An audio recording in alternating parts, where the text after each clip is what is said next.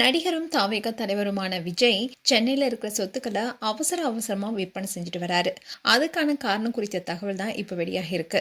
தமிழக அரசியல்ல தினமும் பேசு பொருளா இருப்பவர் தான் விஜய். இவரு 2024ல தமிழக வெற்றி கழகம் என்ற கட்சியை தொடங்கி 2026 சட்டமன்ற தேர்தலை நோக்கி பயணம் செஞ்சுட்டு இருக்காரு. இந்த தேர்தல்ல திமுக, அதிமுக 2 கட்சிகளை யார் ஆட்சி அமைக்க போறாங்க என்பதை தீர்மானிக்கிற ஒரு முக்கிய புள்ளியா விஜய் இருக்காரு. இதுக்கு காரணமே இந்த 2 கட்சிகளுடைய ஓட்டுகளை அவர் பிரிக்கிறது தான். தமிழக வெற்றி கழகம் வரும் சட்டமன்ற தேர்தலில் 15% வர வாக்குகள் பெறும்னு கணிக்கப்பட்டிருக்கு. இது வரைக்கும் அவர் தனித்தே போட்டியிடுவார்னு தெரியுது. அண்ட் இந்த தேர்தல் முழுக்க தமிழக வெற்றி கழகத்தை சுற்றியே நகர்ந்துட்டு வருது. விஜயம் தொடர்ந்து ஏதாவது ஒரு விஷயத்துல பேசும்பொழுது ஆகிட்டே வராரு. அவர் அரசியல் கட்சி தொடங்கியதுல இருந்தோம் இப்போ அவருடைய மனைவி சங்கீதா விவாகரத்து கோரியது, த்ரிஷாவுடன் ஒரு திருமண நிகழ்ச்சியில அவர் கலந்து கொண்டதுன்னு ஏதாவது ஒரு விஷயத்த தன்னை சுற்றி வச்சுக்கிட்டே இருக்காருன்னு பலருமே பேச ஆரம்பிச்சிருக்காங்க.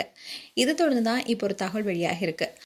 அதாவது விஜய் தனக்கு சொந்தமா இருந்த ஒரு சொத்தை ரூபாய் 35 கோடிக்கு விற்பனை செஞ்சிருக்காராம். சென்னை அண்ணா நகர்ல இருக்கிற அவருடைய சொத்தை ஒரு வாரத்துக்கு முன்பாவே விற்பனை செய்திருக்காரு.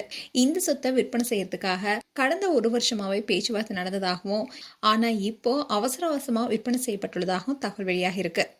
அண்ணா நகர்ல இருக்கிற இந்த சொத்தை விற்கிறது மட்டும் இல்லாம இன்னும் சில சொத்துக்களை விற்பனை செய்ய முடிவு செஞ்சிருக்காராம்.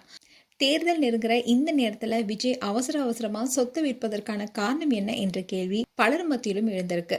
இதுக்கு 2 முக்கியமான காரணங்கள் இருப்பதா சொல்லப்படுது. முதல் காரணமா என்ன சொல்றாங்கன்னா, விஜயோடைய மனைவி சங்கீதா இப்போ விவாகரத்து கோரியிருக்காங்க.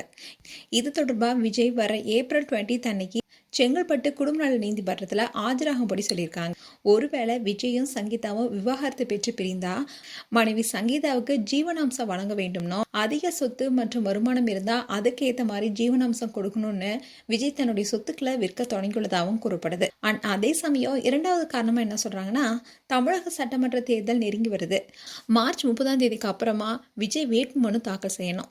அப்போ சொத்து தொடர்பான பிரச்சனை எதுவும் வரக்கூடாதுன்னு தன்னுடைய சொத்துக்களை குறைத்து காட்ட விரும்புறாரு என்பதுக்காக தான் அவருடைய சொத்துக்களை விற்க தொடங்கியதாகவும் சொல்லப்படுது.